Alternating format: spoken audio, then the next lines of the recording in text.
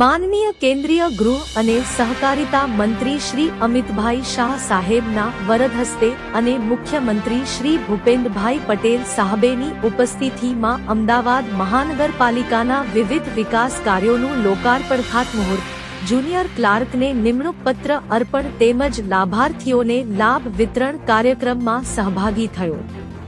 આ કાર્યક્રમમાં રાજ્ય કક્ષાના મંત્રી શ્રી જગદીશભાઈ વિશ્વકર્માજી, મેયર પ્રતિભાબેન જૈન, ખાદી અને વિલેજ ઇન્ડસ્ટ્રીઝના ચેરમેન શ્રી મનોજકુમારજી, સાંસદ સભ્યશ્રીઓ, ધારાસભ્યશ્રીઓ, શહેર પ્રમુખ શ્રી પ્રેરકભાઈ શાહ, કમિશનર શ્રી દે, મેયર શ્રી, પક્ષના નેતા શ્રી, દંડક શ્રી, કાર્યકર મિત્રો, લાભાર્થીઓ, નગરજનો ઉપસ્થિત રહ્યા હતા.